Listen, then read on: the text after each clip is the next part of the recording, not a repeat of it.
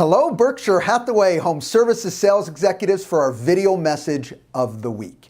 All right, this week's message is entitled, How Smart and Solid Are Your Escrows? All right, let me be straight here. You know, you work so hard for your clients and for your business to put transactions into escrow and move forward. What a tragedy it is for all clients and certainly for your business if those transactions don't close. So what we need to do as professionals in our industry is make sure we're doing everything we can do to ensure the best percentage closes at all times. We all know that there will be issues that arise in a transaction and sometimes issues that you really cannot resolve that are totally out of your control. Great, let's keep those to a minimum. But I will tell you, when we're honest with ourselves, there's things that we can prevent if we do certain things right up front, and that's what today's video message is all about. So let me jump right in here.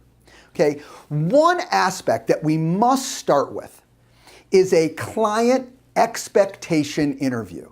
Now, I said client, so it works for buyers and sellers. If you're not starting off setting the expectation of how you work, how a transaction is going to go from the very beginning, let me be blunt, don't complain when they don't do what you expect them to do.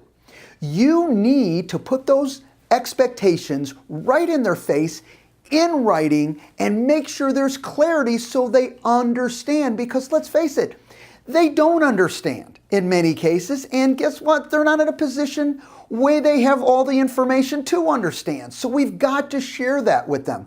I know some things seem very ordinary and easy for us because we're professionals in the business. But when we're dealing with outside people, even people within our industry, maybe different vendors, they don't understand all the aspects.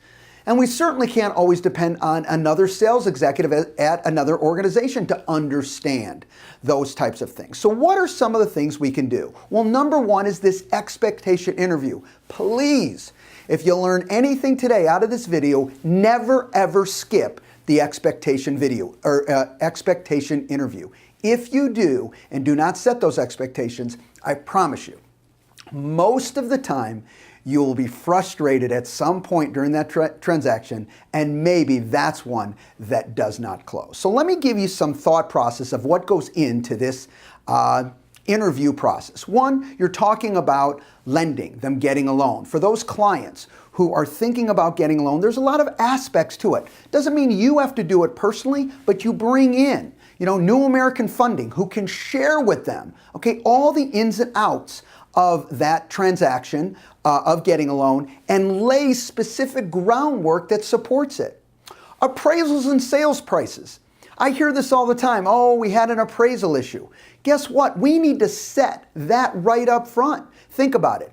If you're priced too high over market, clearly I'm concerned that the seller really understands, okay, that there can be an appraisal issue. And I know you may be mentioning it, but I want you to give it more thought. Are you doing everything to make sure they understand that even if many times we get the offer we want, because a buyer says, I'm paying that, but they're getting a loan, in that example, guess what? It still may not close because we'll run into an appraisal issue down the road. Okay, specifically as prices slow and do not continue to escalate, we can deal with more appraisal issues unless we're sure that we're pricing properties correctly. How about inspections? How inspections are going to work as you go through this process. How about costs and repairs as it pertains to inspections?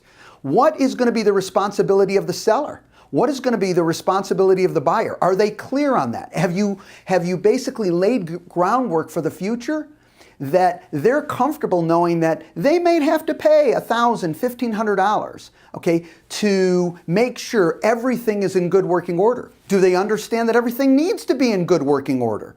Okay, to properly sell, and all systems need to be working. May sound simple to you as a professional, but I promise you this needs to be reiterated so you know up front you won't have an issue. How about a home warranty plan? For those of you who are not using a home warranty plan, I don't get it. It is so key. And not only a home warranty plan, but put it on the listing side. We already have, through Home Security of America, they give us the listing opportunity to cover that during the listing time, protecting our sellers. It is a super opportunity for us to utilize that protection to minimize the downside for our clients and keep that transaction moving forward. Other agents. Enough said.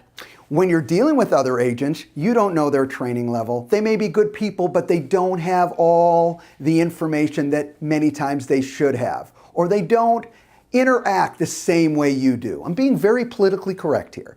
So the reality of that is you got to lay some groundwork for the other agent as well.